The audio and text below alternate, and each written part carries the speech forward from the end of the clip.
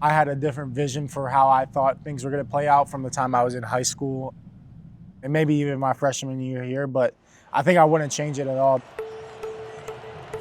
West against East here in the Midwest for a Big Ten title.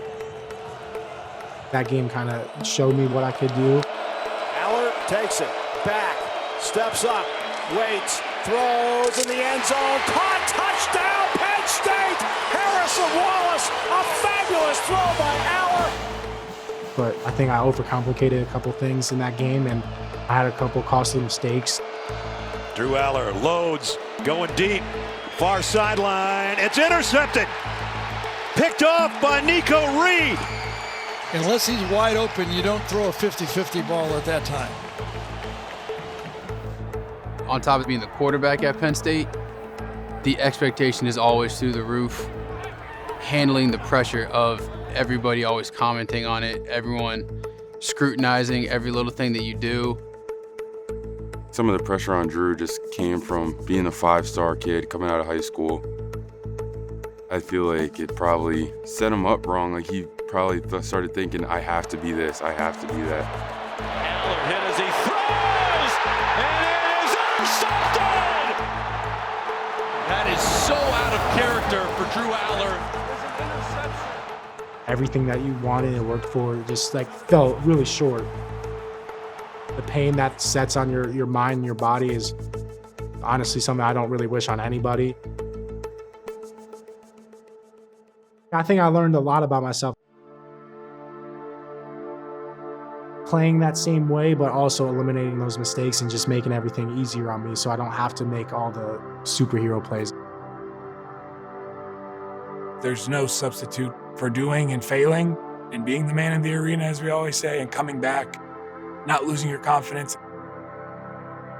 Things that have forged him throughout his career that hopefully this year we're going to put on tape, having learned those lessons.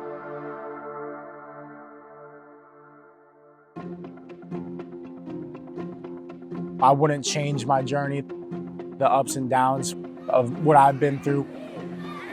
I think at the end of the day, it kind of all happens for a reason. Good time, great pocket, spiral, run. He caught it! Touchdown, Penn State! I think being a quarterback at a Power 5 school, it means that you're willing to take on really tough challenges. You set a high expectation for yourself. Trace McSorley is Penn State. Trace being here and being around, he's a guy that's done it at the highest stage of Penn State football. McSorley takes it back. Goes in the end zone, he's got Barkley, touchdown, Penn State! The Penn State Nittany Lions are Big Ten champions. He knows what that pressure is like firsthand. It's not someone telling him what it probably was like. Like that was Trace. Although Danny O'Brien, our quarterback's coach, played the position, he didn't play it at Penn State. And it's different.